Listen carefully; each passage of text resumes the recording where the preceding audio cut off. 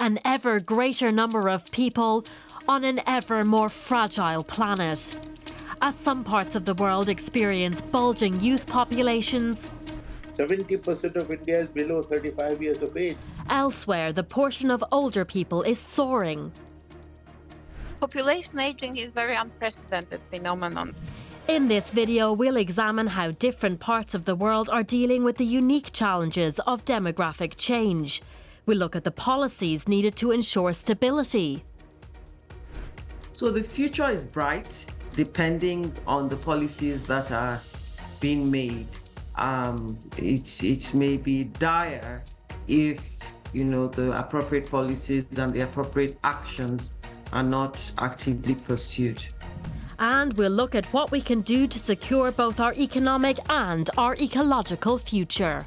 One of the most impactful eco-actions we can take individually is to choose to have one less child.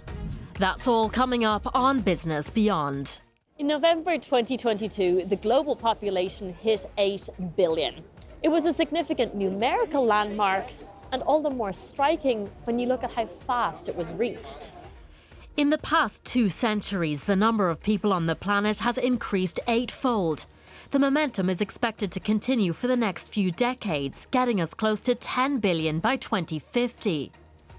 Much of that growth reflects progress. Improved access to healthcare means there's been a drop in infant mortality and a rise in life expectancy. But it's also a challenge. The planet hasn't got any bigger, and ensuring that everyone has enough food, a place to live, a job, and access to care when they age is a mammoth task. One country where this is already abundantly clear is India. Home to 1.4 billion people, it's expected to overtake China as the world's most populous country in 2023. Population growth has long been an issue in India. Between 1975 and 77, the government introduced a repressive reproductive control program. It was an especially dark period of the country's history. Over 6 million men were sterilised, in many cases against their will. Some 2,000 died from botched operations. You very rightly mentioned the forcible sterilization during what is called emergency in 1975 to 77, 2 years. The people were forced to undergo sterilization, even young people, even bachelors, because government had set some targets and they were forcibly enforced. And young people, unmarried people were forced to undergo sterilization. Today, population policy in India tends to be the domain of individual states rather than the national government. But when it comes to keeping family sizes down, coercion remains a tactic. The northern state of Uttar Pradesh is a good case in point. It's home to around 240 million people. For context, that's about the same as Britain, France, Italy and Spain combined. In 2021, it introduced a draft bill to push people to limit their children to 2. Under the proposal, state employees who agreed to undergo sterilisation would be offered perks like promotions and help buying a home. Those with 2 children or more would be barred from government jobs, welfare programmes and from standing for election. Professor S.Y. Qureshi is the author of a book called The Population Myth. He says the experience of other Indian states shows coercive policies of this kind have a particularly damaging impact on women. Because if I am a candidate for a panchayat election and if I have more than 2 children, so they started divorcing their wives, giving away their children in adoption. So it harmed the women and children very much. India's fertility rate has dropped significantly over the past few decades. In 1960, the average woman had 6 children. Today, it's 2.1. But because of previously high rates, the current cohort of young people is big. 70% of India is below 35 years of age. India is perhaps the youngest country that way. It's a country of youth. Interestingly, only 5% of India's young population is considered skilled enough to be of use to the world. And if we could reach 30, 40, 50, 100%, why not? So we need to focus on improving the quality of our education. Another part of the world facing the challenge of harnessing the potential of its youth is Africa. Over 60% of the continent's population is under the age of 25. And unlike in India, the birth rate remains very high. The average African woman will have 4 children in her lifetime. In Niger, it's almost 7. The rapid growth of Africa's youth population has led to a surge in the number of people moving to cities, putting a huge strain on urban infrastructure and services. Cairo, Kinshasa and Lagos are already mega-cities, defined as a city with 10 million inhabitants or more. By 2050, a further 7 will join the ranks. The city of Lagos in Nigeria has grown at an astonishing rate, from a few 100,000 in the 1950s to more than 15 million today. More than 2/3 of people live in informal settlements, many of them in slums. We're one of Africa's fastest growing city. And so you can imagine the level of contestation, for resources, for, livelihood, for access to services, for access to the good things of life. Over half of the working population of Lagos is employed in the informal economy. Tebad Lowenson is a professor of urban planning at Lagos University. She says authorities need to recognise the city's informal labour. So rather than condemning people to the margins of urban life, or in fact criminalising the ways by which they feed their families, the important thing or the right thing to do is to recognise the agency that they bring to the table. She says this would ensure workers' rights are protected and, crucially, pull a huge number of people into the tax bracket. When it comes to securing the future of Africa's youth, she says 3 things are needed. The first would be education, to strengthen education so that the young people have the skills to operate in a global knowledge economy. The second will be opportunities to grow, to have jobs, to be innovative, to start businesses, to do what they want to do, particularly for those who have capacity, who are entrepreneurial. That is also important. And then the third will be to ensure that there is an opportunity to grow. It's not enough to start off. It's also important to be able to scale up, to grow, to expand.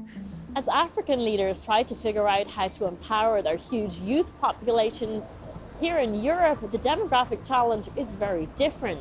As birth rates continue to decline, many countries are worried about how to support their aging populations. At present, 1 in 5 Europeans is over the age of 65. By 2050, it will be closer to 1 in 3. The portion of the very old, those over 80, will see an especially large increase. At 1.4 children per woman, Poland has one of the lowest fertility rates in the EU. In the past few years, it's actually seen its population shrink. So the Polish population has a very specific structure. So we have a huge baby boom generation that was born in 1950s, which is currently more or less retired. We had a baby boom generation in 1980s, which is currently a part of, it's more or less in a prime age, but we have very few people that enter the labor market in the moment because fertility in Poland declined and remained low. Like in many other European countries, policymakers in Poland are worried about how to pay for the pensions and healthcare of its elderly population.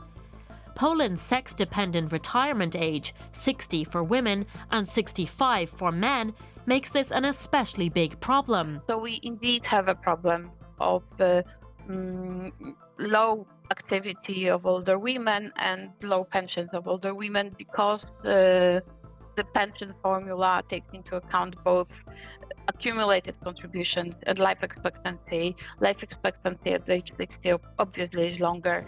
One obvious way of boosting a population is by welcoming immigration. In recent years, Poland's economic development has proven a draw for foreign workers. In fact, Poland, in a very short time, from sending country, transformed into a receiving country. So this is a new phenomenon for Poland, which was not indeed a result of specific policies, but rather the labor market needs and activities of employers, and that were encouraging and inviting more and more migrants to come to fulfill the vacancies that they had. Russia's war in Ukraine has also led to a large wave of migration, with millions seeking refuge elsewhere in Europe. Researchers say it's too early to know if this will cause demographic shifts in the long term. It all depends on how long people will stay. If the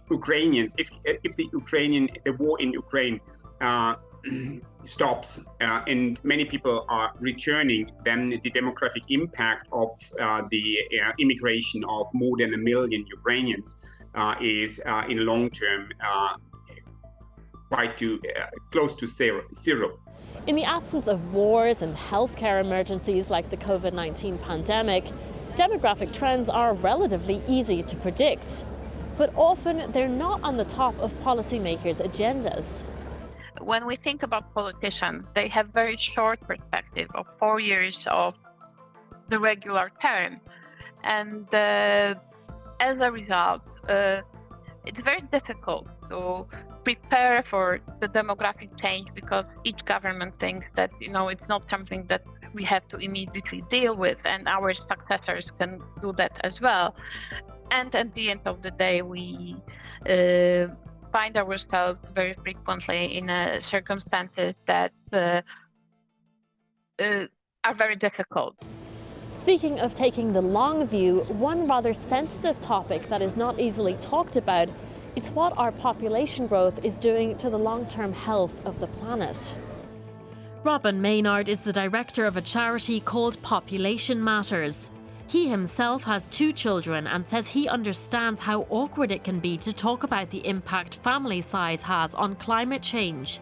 Still, he says the evidence is compelling.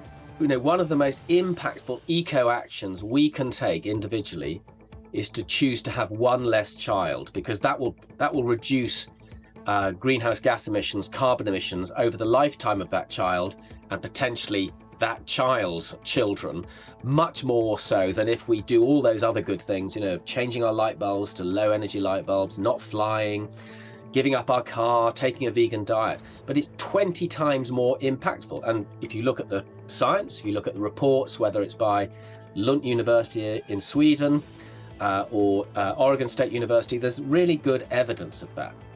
His organisation firmly opposes any form of coercive policy like those we heard about in India, or the one-child rule China recently discarded to address its ageing population. But it does ask people, especially in the richer world, to consider the planet when they make decisions around family planning. It's a sad reality that when it comes to climate change, the poorest parts of the world are both the most at risk and the least responsible. They're also the areas of the world where birth rates are highest. The tragedy is that, the number of women who have that unmet need for safe modern family planning has increased by about 40 million over the past decade due to population growth in Africa and Southeast Asia. Similarly, the number of girls out of school has increased in Africa by about 7-8 million because of population growth. It's a bit sensitive because for many of us, a man's wealth or a man's number of blessings are counted by the number of children.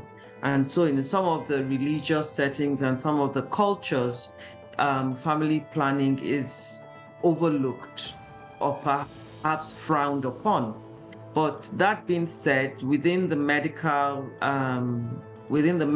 sector, within the health sector, I beg your pardon, at the primary healthcare level, it is still being, there's advocacy and there's guidance if you want it. Research has shown that the single biggest factor that correlates with a decline in birth rates is female education. Access to contraception and GDP per capita also play a role. As the literacy goes up, number of children goes down across communities. And as the income goes up, the number of children goes down, again across communities. Since the beginning of this video, more than 4,500 babies will have been born around the world. Some will be blessed with abundance and others will struggle. Some will be born into vibrant communities full of young people, and others will enter societies that are aging fast. All will live on a planet that has never before been home to so many people.